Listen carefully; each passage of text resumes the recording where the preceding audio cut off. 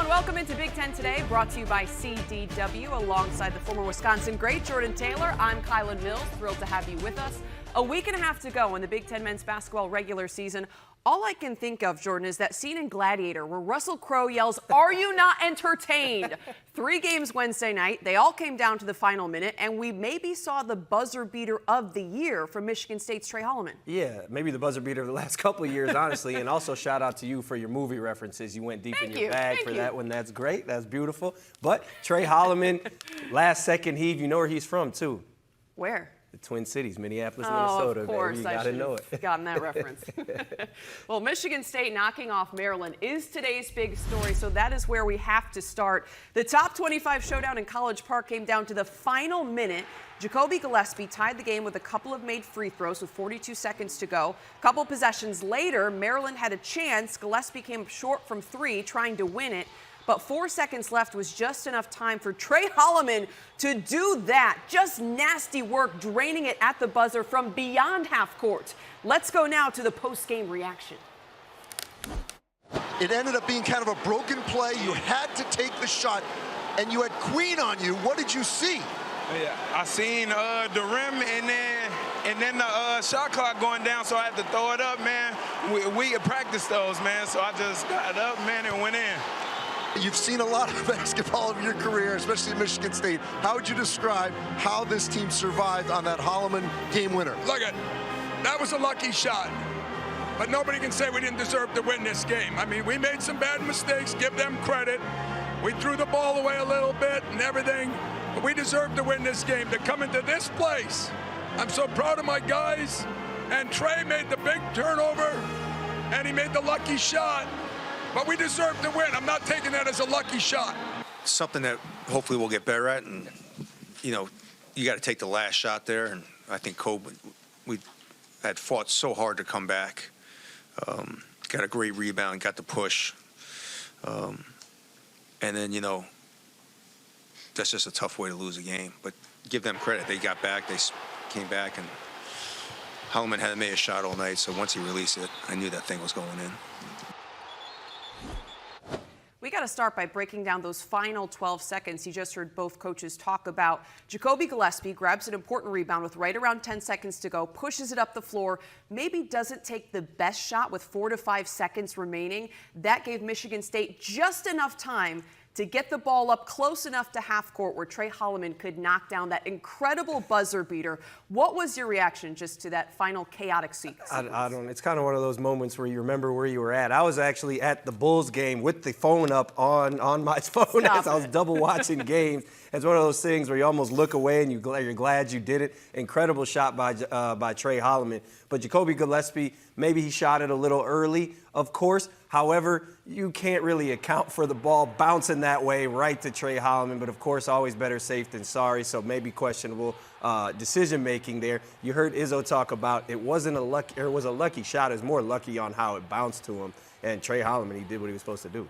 Tom Izzo said his team deserved to win this game, not just because of the shot, but the great defense they played against the Maryland offense that had been the top-scoring offense in the Big Ten. They limited the Terps to their lowest point total of the season at 55.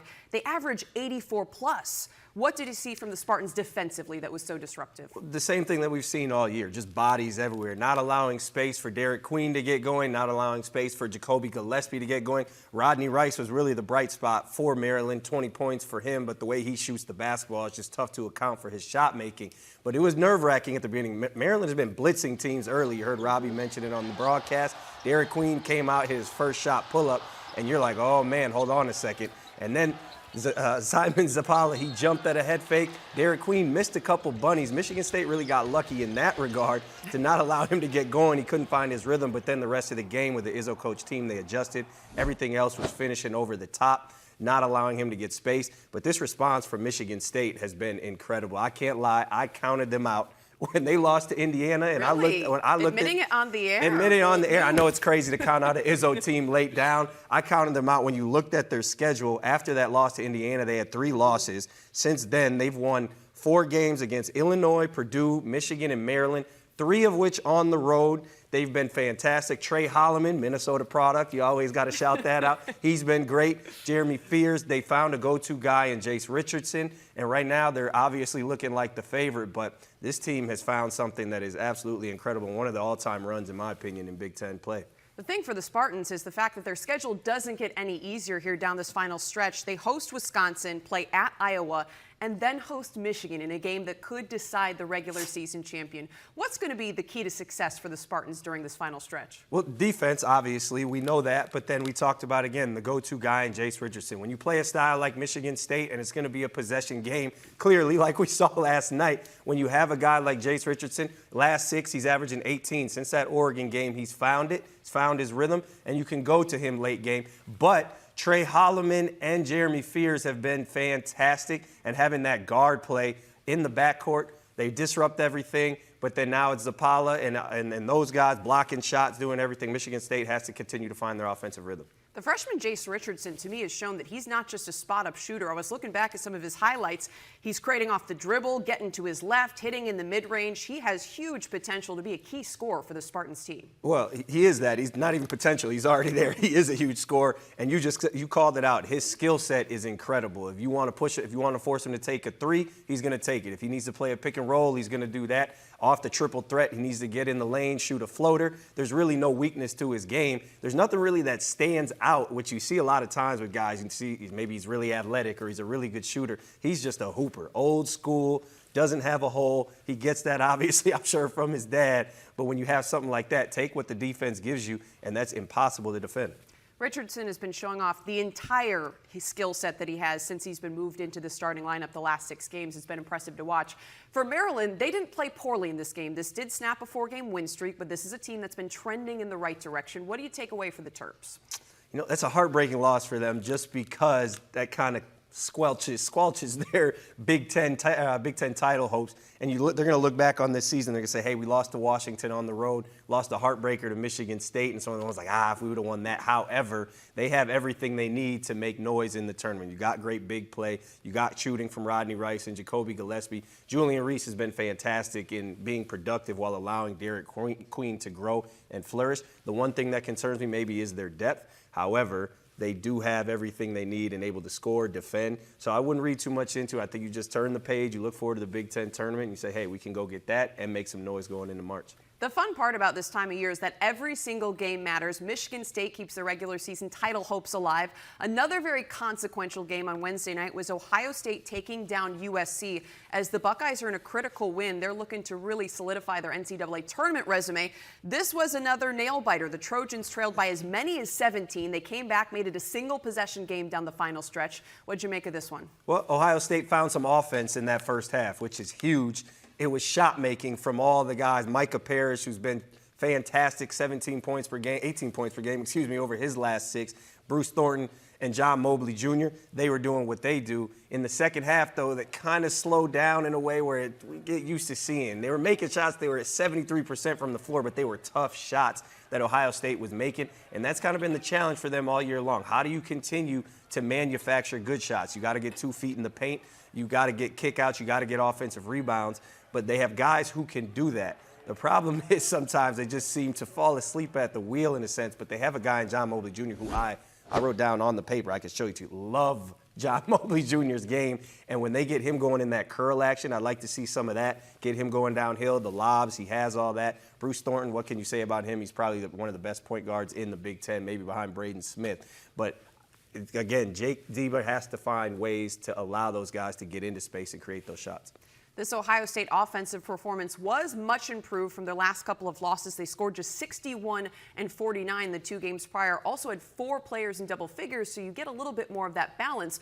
What was the difference in the way they were attacking early? Because I feel like Ohio State came out very intentional in this game. Yeah, I think they were just aggressive. But again, I think that some of the issues that they're going to have is the shot making was tough. You can't rely on that every single game to shoot, again, 73% from the field, 83% from the three-point line.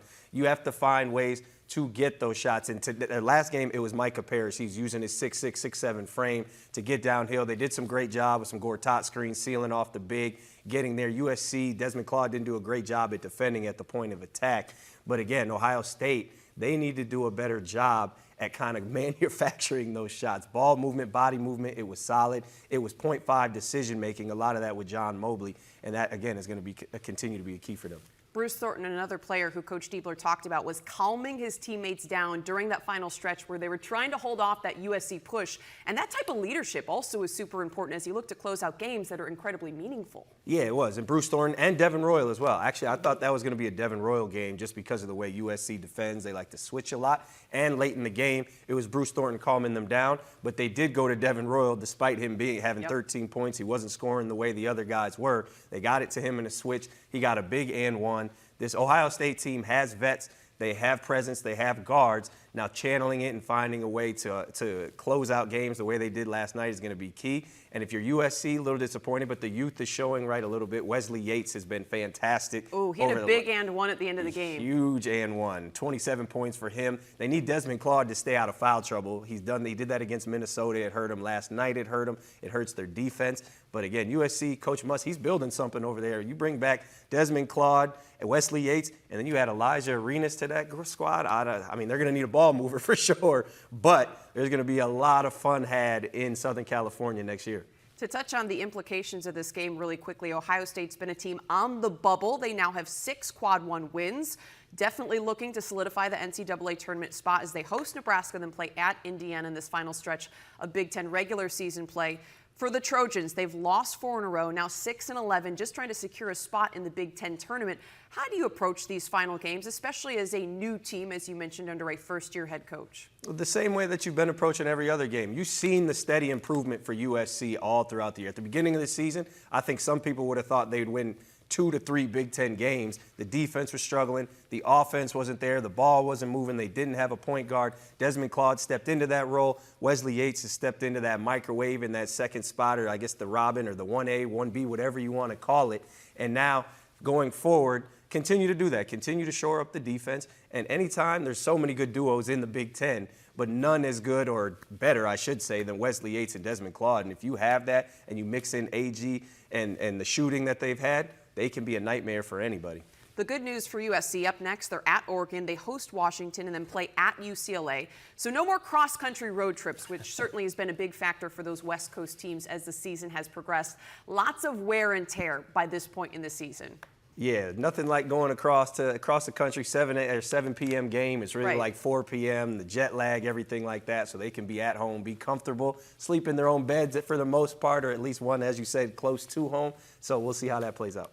Indiana takes down Penn State, another one on Wednesday night, 83-78 the final score at Assembly Hall. Another game with major postseason implications, another game that featured 10 ties, 7 lead changes. The Hoosiers, though, showed some grit and played good defense down the stretch. I want to know what impressed you most about the way Indiana played. Well, Trey Galloway, I mean, apparently he loves playing against Penn State. So he's averaging 13 and 8 against them during the course of the season. That's 2 games, and he's been really good making decisions. That Penn State defense likes to pressure you. Trey Galloway isn't really a downhill guy, but he is a great decision maker. So when teams pressure up like that, he's done a great job of getting the ball out of his hands, getting it to Umar Ballo in that short roll, finding guys, Miles Rice, Mackenzie Mbako. And I think one thing about Indiana now is the pressure's kind of gone, right? The season hasn't gone how you wanted it to go. Obviously, we know what's going on with the coaching situation, but the talent is still there. So if the talent is there and the pressure is gone, that could make for a really good combination for those guys. And Umar Ballo, obviously, he's been great all year, but he's averaging 23, 10, and 4 against Penn State. So maybe they just need to play Penn State for the rest of the season, too. That's just a really good matchup for them. But Indiana is really, really clicking at the right time. 3 out of their last 4. Mackenzie Mbako's been a little more consistent. If you get Malik Renew back into that lineup, we'll see how they can do some things in the Big Ten tournament. I was impressed with the way Indiana handled Penn State's defensive pressure. They didn't look flustered. Then again, I think it was the defense down the stretch just really locking in, and that's something that's been lacking, according to head coach Mike Woodson, as the season has gone on. Simply the defensive intensity, the grit. Have you seen a different look in the Hoosiers' eye as they've been approaching some of these final games, or maybe a burden lifted as you talk about? Yeah, from the outside looking in, it looks like more discipline to the game plan, more commitment to execution. We saw that with the Michigan State game when they continually just pounded pounded it inside against a defense that has clearly made everyone struggle this year, and they did not relent from doing what they were supposed to do. And so I guess that's coming from Trey Galloway, from Umar Ballo. The leadership is kicking in. The grit is there. And when you have attention to detail on defense, it's really just about that. You don't have to be a spectacular athlete on defense. You don't have to be a spectacular shooter. You just have to be able to lock into a game plan, execute that, and be on one string, one page. And you've seen that from Indiana over the past couple weeks. We're going to talk more about Penn State at the end of the show, but how about this? They've now lost 8 Big Ten games by 6 points or less. Has to be heartbreaking to lose so many close games. It's almost worse than getting crushed because you're right there. They continue to be right there, but a tough final stretch as they host 16th-ranked Maryland, then play at 11th-ranked Wisconsin. Great stuff, Jordan. We'll bring you back on the show in just a bit. Ranked Ohio State took down 23rd-ranked Michigan State in a key matchup as both teams were in play for a top-4 finish in the Big Ten standings. It was the freshman sensation, Jaloni Cambridge, who stole the show, scoring a career-high 33 points. The Buckeyes won that one in Columbus 89-78, securing a top-4 seed and double bye in the Big Ten tournament. Cambridge's big night, once again 33 points, ties the most ever scored by a Big Ten freshman.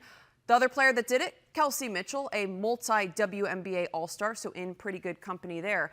And speaking of the OSU freshman sensation, Jaloni Cambridge, she now joins the show. Jaloni, great to see you once again. How's it going? Going good. Just happy to be here. All right, great. Well, we're happy to have you on. 33 points, 4 boards, 5 assists. You were scoring on all 3 levels against a top 25 Michigan State team. What got into you last night? I mean, I'm just playing my game, just coming out here and just proving, what I've been working on the past summer since I've gotten up here. Struggling a lot from the 3 earlier in the season and just kind of found my shot in last night's game. Another thing that I've noticed about your game as the season has gone on is that you've really improved at facilitating, and I know that's something that can be difficult, deciding when to hunt your own shot, when to set up teammates. You looked really good last night in the pick and roll. Just curious how much of an emphasis you put on that side of being a point guard. Yeah, I mean, my mentality is always to be a pass-first PG, and that's what I kind of used last night, that mentality. Just trying to get my teammates open, and they did a good job of just making those shots. Since you brought up the mentality, National and Big Ten Freshman of the Week. After last week, you averaged 22-plus points per game in 3 contests for your Ohio State team. What has been your mentality during this stretch that's led to so much production? Do whatever I need to do to help my team win. That's the mentality. Just play my best game. Doesn't matter if I'm scoring, X amount of points just to help my team win. If you could walk us through a day in your life, like what is your routine? I know when I've talked to you in the past, you emphasize preparation, but to perform like that on the court, what does it take off the court or in an average day in the life of Jaloni Cambridge? Yeah, I would definitely say recently I have been eating a lot better than I have earlier this year. Just kind of working on getting my body right so I can play longer, last longer, and just eating right. But a day in the life, I would probably say, waking up, going to class, because, student athlete, getting shots up before practice, working out after practice, and just eating good meal and getting the right sleep. I do want to ask about one of your teammates, Ford Asia Petty, against Michigan State, had her best game in Big Ten play, 23 points, 15 rebounds, 11 of 11 from the field. How have you seen her grow as the season has gone on? Yeah, I mean, last night I said she's one of the best post players we have and one of the best post players in the country. I mean, I think she outworks everybody on the court every time. And lately she's been showing that. And me and her, we always have conversations because I'm always with her. Just, trying to get our mentality just to keep going. No matter what, you could be having a bad day, a bad game, but to never let up. And she has clearly shown that. You both received the Dub crowns after the game, the cute little video over on social media. Buckeyes fans may remember the Dub chain in years past, now the Dub crown. So what happens after you receive it? Like, do you take it home with you? Does it stay there? How does that work? He gives a little speech. McGuff gives a little speech, talking about, who gets it, who earned it. And then we just give it back to our other coach, Ryan. He puts it back in the box for the next game. So you just wear it momentarily, you get the recognition, and then you move on. You're not wearing the crown to class the next day. No. Well, you looked good with it on. We're looking at the video right now that was posted on the team's social media page. Want to touch on your team capping off the regular season facing a really good Maryland squad. How are you approaching that game, and what has practice been like leading up to that regular season finale?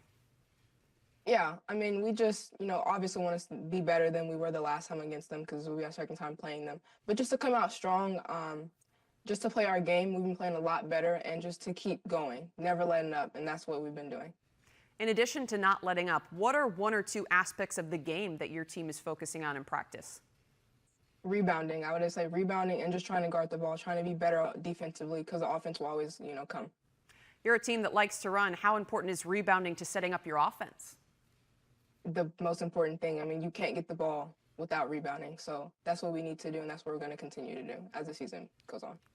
How important is it to have positive momentum going into postseason play and to finish out this regular season with a dub? Yeah, just to be positive, it just means everything. You don't want to, let your opponents let you know, if the game's not going your way, you don't want to see them try to get in your head. You don't want them to get in your head. So to being positive, it just lets your opponents know that, you can't stop us. Your team 24-4 on the season, 13-4 in Big Ten play. It's been an awesome regular season, but to some degree, none of that matters when you come to the postseason. You can be eliminated if you don't show up in any given game. Just curious, what do you think the biggest challenge is going to be for this Buckeyes group when you do get to the postseason? Yeah, I think just being consistent. We've been trying to do a good job of just doing that. And, some days we haven't. And I think that these past couple games we have been showing our consistency. So just keeping that mentality just to stay consistent on both ends of the court. As you bring up consistency, do you have any pregame routines that lead to your consistency on the floor?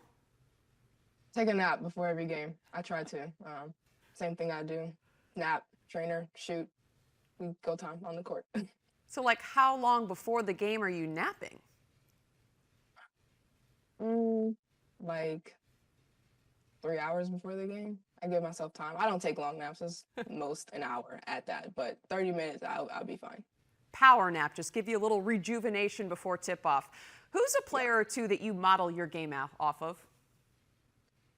I mean, I don't even know. I never really model my game after anybody. I think I've always, been different from other people, just using my speed. I don't know anyone that can do that or that has done that, so just being the best version of myself that I can.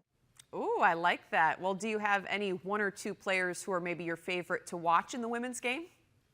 Oh, yeah, for sure. Chelsea Gray, point guard. I mean, best point guard in the league. So yeah. Chelsea Gray, best point guard in the league. Some strong words. What's your favorite thing to do outside of basketball?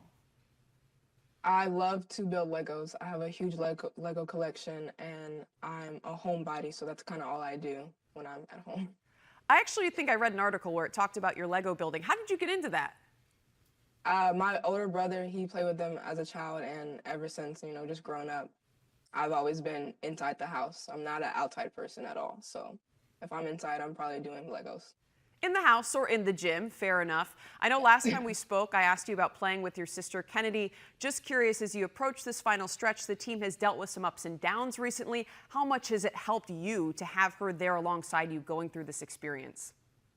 Yeah, I mean, she's been here before. She redshirted last year, so she's been through this process before. She's been in college for a long time. So being here with someone that's just as experienced as her means everything, because I know I can go to her and run to her if I have any questions, if I have any concerns, because I know she's going to tell me the right thing. Well, Jaloni, it's been a joy to watch you. It's been a joy to watch her, and it's been a joy to watch your Buckeyes team. We appreciate you joining us. Have a great rest of the season. We'll see you at the Big Ten tournament. Thank you. You too. The new opponent rotations are out for Big Ten women's volleyball. Now, reminder, with the 18-team conference, teams play 3 opponents twice and the rest just once. So let's take a look at the new rotations, starting with the top 6 in last year's standings. Penn State will play Maryland, Nebraska, and Ohio State twice. Nebraska faces Michigan, Michigan State, and Penn State twice. Wisconsin up against Illinois, Iowa, and Minnesota. Purdue meets Illinois, Indiana, and Minnesota home and away. Oregon plays the West Coast schools. No major changes there. Minnesota up against Purdue, Rutgers, and Wisconsin. So the most notable change, Wisconsin and Nebraska only play once. Meanwhile, USC Volleyball looks to build off a promising first season in the Big Ten Conference. The Trojans earned their 3rd straight NCAA tournament berth under head coach Brad Keller. USC advanced to the 2nd round as a 6th seed. Last month, the program announced the addition of libero Taylor Deckert for the spring season. She was a Max Preps and Under Armour All-American in high school. So here's a look at the next grouping of opponent rotations. For West Coast schools like the Trojans, not a whole lot changes as they'll face the other West Coast schools twice. For Illinois, they face Northwestern, in-state rivalry, Purdue and Wisconsin. Washington up against UCLA, USC, Oregon, as I mentioned. Indiana faces Maryland, Northwestern, and Purdue twice. Michigan with an in-state rivalry battle against Michigan State. Nebraska, Ohio State, the other teams they face twice. UCLA, another team that faces all of the West Coast schools 2 times. A new era is underway in East Lansing with Kristen Kelsey taking over as the program's next head coach. She returns to her alma mater after spending 2 seasons as associate head coach at Minnesota, helping the Gophers to their 10th straight NCAA tournament berth. She also was an assistant coach at Northwestern and Michigan State. She wore the green and white from 2010 to 2013 and is 7th in career assists in program history. Michigan State will face Iowa, Michigan, and Nebraska twice. The Huskers always a tough draw, of course. Ohio State up against Michigan, Penn State, and Rutgers twice. Maryland faces Indiana, Penn State, and Rutgers 2 times. Iowa draws Michigan State, Northwestern, and Wisconsin. Speaking of the Wildcats, they're up against Illinois, Indiana, and Iowa twice. And then finally, Rutgers faces Maryland, Minnesota, and Ohio State.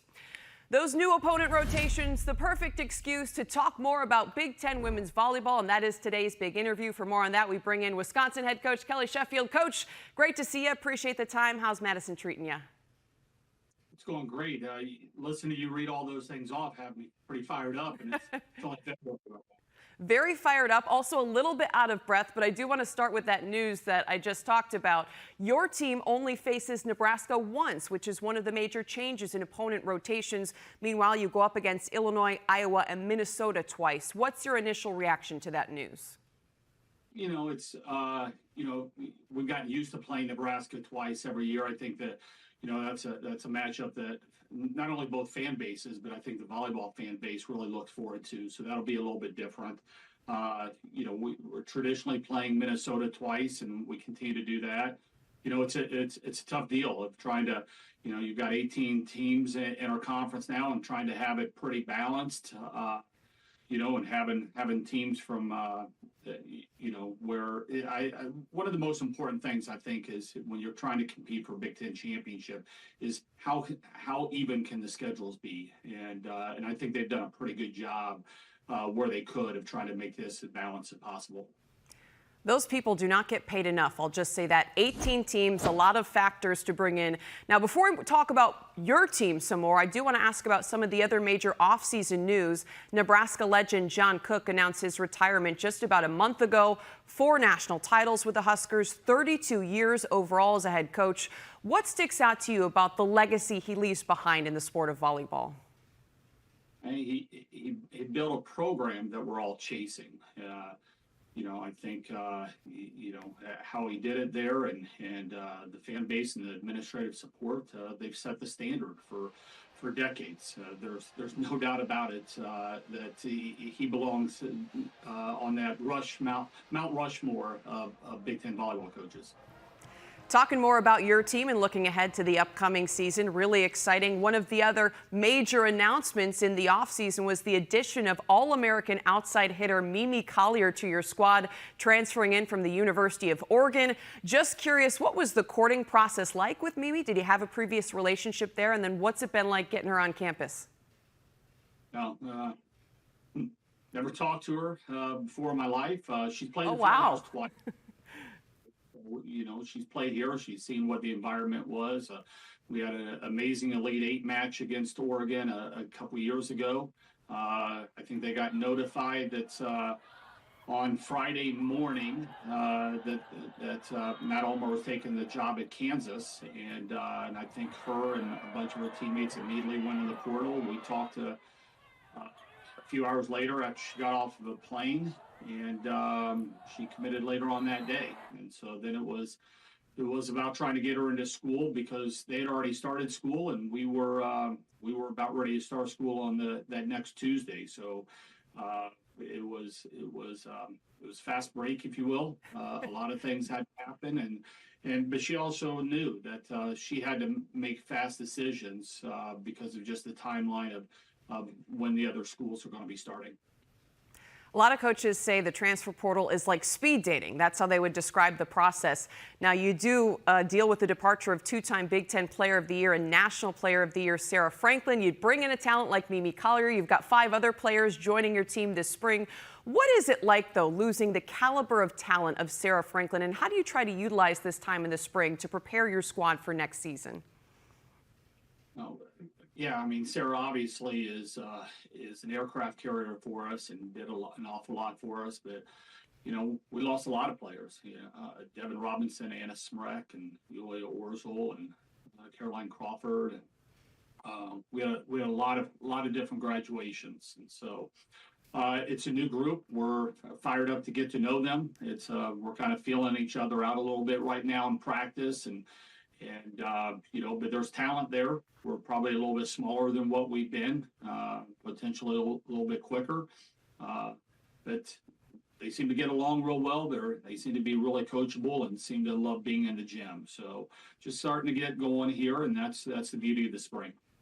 As you look to try to mesh some of those new personalities, how important is a returning upperclassman like a Carter Booth, who's coming off a really nice season?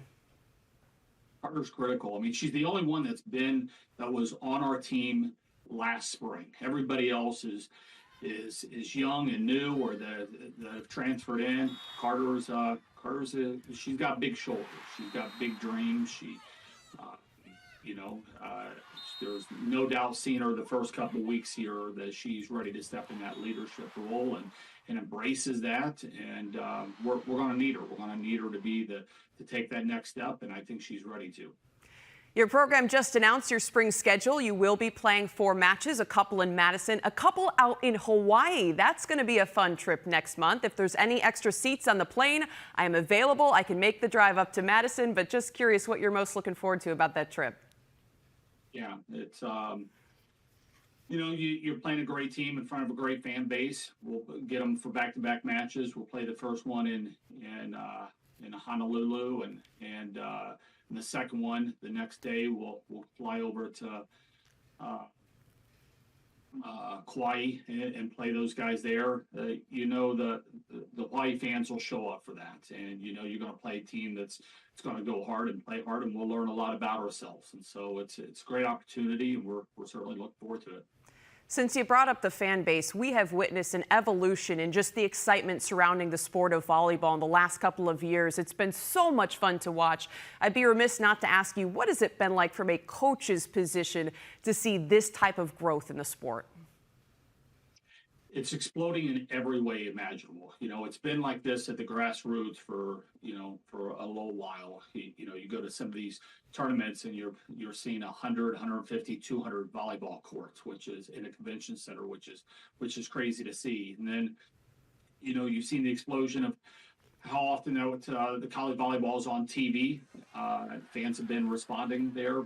It seems like every week you're reading somewhere where there's a new attendance record. It's been exciting to watch. You brought up the pro leagues. That's also continuing to expand. You've got the Pro Volleyball Federation, League One Volleyball, USA Volleyball just announced they're going to be launching a Major League Volleyball. What do those opportunities mean for your players, and how does that impact your job? It's pretty cool having a pro team here in Madison, and then we'll have 5 teams playing here this weekend. So the fan base being able to see these elite players, our players being able to watch them compete, and I know some of them have gone over and watched them practice and train, and the dream is right in front of your face. Almost all of these guys, they want to be playing at that next level, and to be able to do it on your home soil and not have to go overseas is unbelievable. I think it stretches out some of these players' professional careers. They can make a really good living doing something they love. So it's been awesome. They're still trying to figure it out. Both leagues are still in their first or second year, but it's been exciting. Real quickly before we let you go, what excites you most about the current group you have right now in Madison? Their love of the game is very, very evident. I think this group wants to compete. They want to get after it. They're trying to learn each other. that they're wanting to do big things. And I think that's one of the reasons why you come to a school like Wisconsin is to try to do big epic things. And it's been fun getting to know them. I'm really excited to start playing some of these spring matches. We've got 2 in the field house after our Hawaii trip against Marquette and Green Bay. Just looking forward to seeing what this group can do.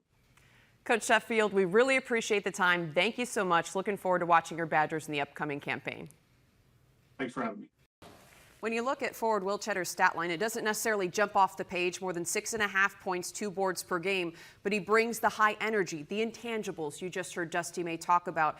Yes, you need the stars, but you also need the glue players to have success. Yeah, Will Cheddar is that. He loves Michigan. You can see it in his energy on the bench, the way he talks about Coach May. And honestly, he could make no mistake about it. Will Cheddar could go somewhere else in this world of transfer portal and make a huge impact. But he is a quintessential college basketball player. He loves Ann Arbor. He loves Coach May. He loves his teammates. It's a beautiful thing to watch. And as Coach May mentioned, he could probably go somewhere else, average 12 points a game. But he likes to get his hands dirty. He can make shots. He can guard the 5. He can step out and play the 4 when Vlad Golden is in there. He gives Michigan incredible versatility. And where is he from? Minnesota. Not quite Minneapolis, Stewartville, but shout out Minnesota and all the Hoopers. Minnesota's in Michigan today. Little theme, going on today's show. I do want to touch on the job that Dusty May has done in his first year leading this Michigan squad. You always hear it takes time to build a culture. It takes time to instill a system. Apparently not if you're Dusty May. And this is a roster that includes 7 transfers and 4 freshmen. What do you make of the job that he's done? Well, you heard Will Cheddar say he knew within 15 minutes that he was going to stay at Michigan and play for Coach May. And I feel him because I got to sit down with Coach May for 5 minutes, and I was like, I'll go play for this guy. The way he was Any eligibility left? Man, I was saying, let me get the ball, Coach. But the way he speaks to guys and instills confidence in his players, there are no bad shots, he says, but there's always unselfishness. He raises those guys to be good people, like he said, but also a lot of those guys are going to be great pros, whether it's at the NBA level, the international level, and the way they've won games. It's been a little ugly, but reminds me of the Chiefs a little bit, and it kind of bit them in the butt against Michigan State. But when you can win ugly, that is the sign of a good team. And now, fortunately for them, it was not quite their Super Bowl. It was a Super Bowl in Michigan, but they have chance to correct course after that Michigan State game. When you bring up ugly games, I think you're referring to that Michigan win over Nebraska earlier this week where neither team eclipsed 50 points, but that's neither here nor there. Now, looking ahead, this Michigan team still very much in play for a Big Ten regular season title. They're hosting Rutgers, the second time these teams meet this month. Wolverines won a tight one, 66-63, last time around on February 1st. But, this is a big but, the Scarlet Knights were without Dylan Harper, who was dealing with an injury. What do you expect this time around with him now in play? Well, honestly, I think this is a perfect matchup for Michigan at this time of the season. Rutgers, even though they did miss Dylan Harper last time, they've been inconsistent defensively. It is a tough matchup with Danny Wolf and Vlad Golden for Rutgers inside. But then for Dylan Harper, even though he's coming back, Michigan has a plethora of athletes to match up with him. Roddy Gale, Namari Burnett, several guys you can throw at him and Ace Bailey. However, that being said, obviously, Rutgers is no slouch because despite all those great matchups, Dylan Harper is a monster. Ace Bailey is a beast, so those guys can heat up and be a microwave very quickly. So Michigan needs to be very careful, but also this can be a game where they can find their rhythm and gear up for that game in East Lansing. I know, that's going to be a big one. Michigan playing Michigan State to close out the regular season with possibly a title on the line. You can't write it up any better. What else do you want? You really can't. All right, well, one last break. You can stream the 2025 Big Ten Indoor Track and Field Championships Friday and Saturday on Big Ten Plus. Go to BigTenPlus.com and subscribe right now. Also on Big Ten Plus, you can catch Big Ten men's swimming and diving. Those championships underway right now throughout the week. More great action happening over if you watch those streams. Sports are happening in the Big Ten on this Thursday night, by the way. Women's hoops, you got Purdue at Penn State, 19th ranked Maryland at Indiana. Men's basketball, we just talked about Rutgers and 15th ranked Michigan facing off. Men's ice hockey coming down to the wire in their regular season, a top 15 clash between Michigan and Ohio State. Women's lacrosse getting underway, Oregon at Cal, hopefully some better weather out west. Softball, 5th ranked LSU taking on 4th ranked UCLA. Michigan at Duke, Washington taking on Jackson State. So much to be excited about. As spring sports are already here, Jordan, we're talking about softball. It's wild. We still got some Big Ten men's hoops to be played, though. Michigan State, with a win over Maryland, moves a half game ahead of Michigan. Oregon in first place. Terps in the mix with several teams at 11-6 in Big Ten play. Now, reminder, the top 4 teams in the standings get a double bye in the Big Ten tournament. Top 9 get a single bye. Top 15 teams make the Big Ten tournament. So finishing in the bottom 3 means your season comes to an end. All right, now it is time for that list that I alluded to before the break. Jordan, we're coming down to the final stretch. What are a couple of teams that you are the most intrigued by with a couple games to go? Well, let's start with Illinois for one, right? They've been up and down with injury and illness throughout the year, and now finally seemed like they were getting there. They were getting healthy, and then Marez Johnson Jr. breaks his wrist. Hopefully he can get back. However, the last game they did punish Iowa in the paint, 36 points in the paint. But they do need Marez Johnson Jr. defensively to complete that. When they have that team complete, I think they're probably going to be the toughest out, maybe other than Michigan in my mind, in the tournament. Illinois was a team going back to January a lot of people were picking as the possible champions. Of course, they dealt with illness, they dealt with injury. But I agree. I think that's a tough draw when it comes to the postseason if this team is fully healthy. Another team you got was Maryland. Why is that? Maryland, because they have Derek Queen. To me, he's been, okay. He's with Derek Queen. He's been the best freshman to me in the conference, but also one of the best players. Then you add in Rodney Rice. You add in Jacoby Gillespie, Julian Rice. We talked about their athleticism, the guard play, the big men down low. They can get it done. 2 other teams on your list were Nebraska and Penn State. I already touched on the Nittany Lions have lost a lot of close games. Why else are you most interested in those 2? I think Nebraska, because the way they play defense, right? They force you to rotate. They can force you to make multiple efforts on offense. It's like the cover 2 defense in football. They bend, don't break, force you to make a lot of decisions. And then it's Penn State. Their schedule is the reason why I think that they're going to make a big impact, because tough losses, but they do have Maryland and Wisconsin. They can directly impact both the bottom of the standings and the top of the standings. We only have time for one player that intrigues you, and Kylan Boswell is where I'm going to go, because obviously Kylan is on the All Big Ten name team this season. Yeah, Kylan Boswell, All Big Ten name team, but he's a vet. It's time for him to show up late in the season, go get in the paint, win the paint for Illinois and the rest of that crew. Well, by the way, I'm Kylan Mills. This is Jordan Taylor. Thanks for joining us on Big Ten today. We'll see you next time.